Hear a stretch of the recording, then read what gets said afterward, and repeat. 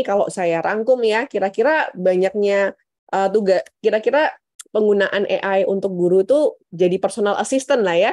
Personal asistannya itu ngapain aja? Kita yang pertama bisa gunakan untuk brainstorming ide gitu ya. Karena tadi AI itu adalah bank data, teman-teman ya.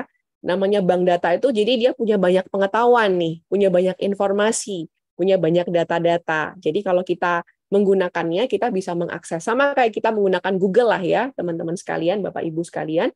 Kita menggunakan Google karena Google ini juga sebuah bank data, tempat untuk mencari data. Seperti itu juga lah AI gitu ya. Jadi dengan pertanyaan yang tepat, kita bisa memanggil informasi atau memanggil data yang AI ini punya.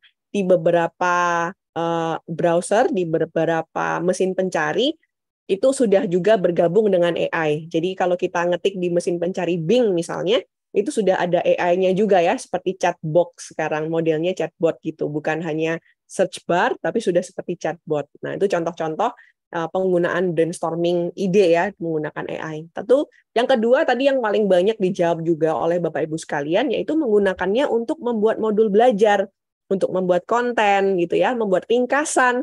Nanti juga bisa nih membuat ringkasan. Nah, jadi kita nggak perlu lama-lama nih membaca dan lain sebagainya, kita bisa meminta AI ini membantu kita meringkas di kata-kata penting atau keyword-keywordnya aja. Itu bisa kita lakukan nih. Jadi manfaatkan aja nih Bapak Ibu sekalian. Kalau punya bahan materi yang banyak, ini kok panjang sekali ya, ringkasannya apa? Boleh tuh menggunakan AI, bisa di copy, di paste di ChatGPT aja, minta di summary, biar keluar nih summary-nya gitu ya. Kemudian yang ketiga, kita bisa menggunakan AI juga untuk melakukan pop quiz. Nah, ini nanti juga akan dibahas lebih mendalam oleh rekan saya, Pak Asep, besok ya di kelas webinar berikutnya, dan juga oleh Bu Uca nih di hari yang kedua, bukan hari yang kedua, hari yang keempat ya, ini hari yang kedua, berarti besok lusa. Nanti akan diajarin lebih teknis ya tentang bagaimana membuat pop quiz dari presentasi yang kita punya. Waktu kita membuat pop quiz, sekaligus tadi ya, kemudian ada jawaban benarnya dan sebagainya, itu kita dapat memberikan feedback dengan cepat. Ya, mungkin kalau Bapak Ibu di sini sudah familiar juga dengan kuisis, itu juga ya waktu anak-anak menjawab, dia bisa mendapatkan feedback juga dengan cepat.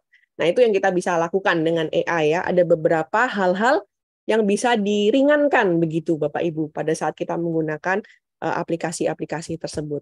Kemudian yang keempat, kita juga bisa menggunakan AI untuk memahami dan menilai siswa. Bayangin ya, sekali lagi bisa aja nih copy paste pekerjaannya anak-anak ke ChatGPT, kemudian kita minta mereka untuk mengevaluasi nih, bagaimana nih bacaan ini kurang apa, perlu diimprove di mana, dan lain sebagainya itu bisa. Apalagi beberapa AI seperti ChatGPT ini basicnya adalah bahasa gitu. Jadi dia memang kaya sekali dengan bahasa. Kalau ada tugas-tugas seperti esai dan lain sebagainya itu bisa dimanfaatkan Bapak Ibu sekalian. Nah, ini kalau dari segi guru ya. Nah, murid-murid juga bisa memanfaatkan juga nih. Coba nih sebelumnya saya mau tahu nih Bapak Ibu sekalian, sudah sering pakai platform AI apa nih yang digunakan? Nah, ini ada fitur di ClassPoint namanya image upload Bapak Ibu. Waktu saya klik image upload-nya untuk aktif, mungkin teman-teman nanti yang ada di ClassPoint ada pilihan untuk mengunggah gambar. Langsung aja bisa search dari Google logo atau platform gambar dari platform yang sering digunakan. Tadi ada yang Quizzes lah, ada yang ClassPoint juga. Boleh berbagi sama-sama kira-kira platform AI apa saja yang Bapak Ibu sering gunakan. Boleh di-upload dari mesin pencet dari di kelas ClassPoint. Buat teman-teman yang belum bisa join di ClassPoint, sharing di kolom komentar juga.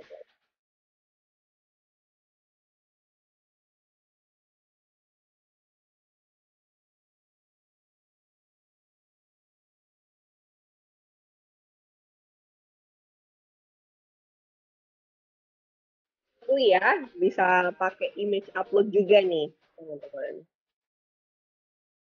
30 detik lagi.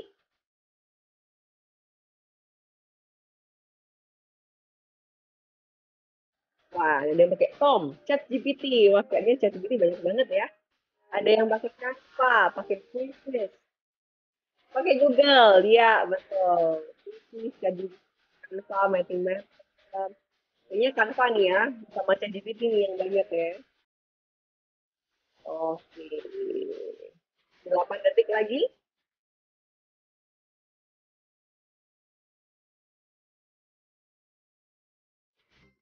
Oke.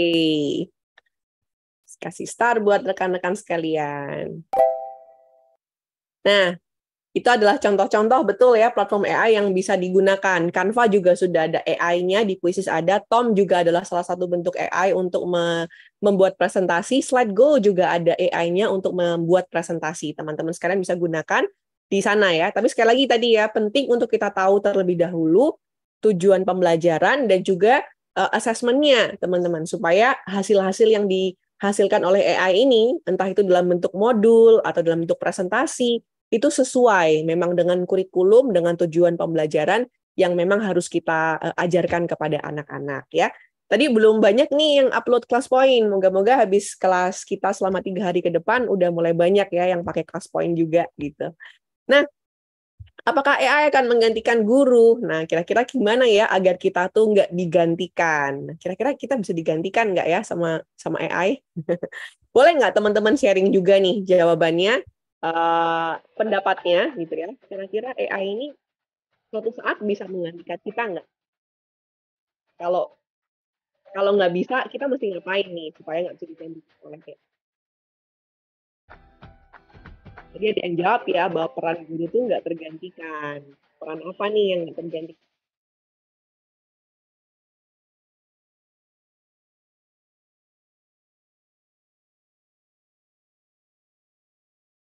Bisa atau nggak bisa? Bagaimana agar kita nggak digantikan oleh AI? 20 detik lagi buat para Bapak Ibu yang ada di kelas poin untuk menjawab. Lagi nih saya buka kesempatannya buat yang di Zoom ini buat sharing juga di kolom komentar. Oke, kita lihat jawabannya ya. Tidak bisa. Oh, guru harus kreatif. Menggantikan enggak ya, tapi membantu. Oke, tidak bisa digantikan. Bagaimana kita harus menggunakannya dengan bijak. Oke. Wah, ini bagus nih. Tidak karena roh guru nggak dimiliki oleh AI. Betul ya. Tidak tergantikan karena pembentukan karakter masih membentukan guru. Ya, betul. Tidak bisa menggantikan, tidak, tetapi sebagai alat dan perangkat mengajar. Karena guru memiliki ilmu psikologi, betul ya.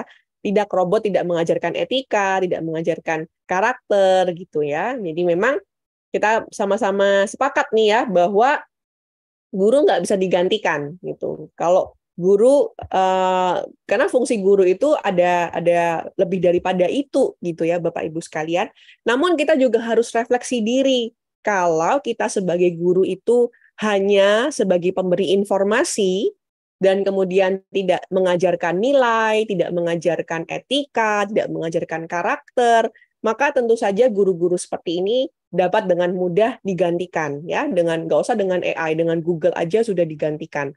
Anak-anak kita generasi Z ini adalah anak-anak yang melek informasi. Benar nggak kalau mengajar seringkali mereka ini justru jauh lebih kaya informasi daripada kita sebagai gurunya gitu ya. Saya sekarang sedang mengajar di SMA kelas 12 di paling terakhir ya.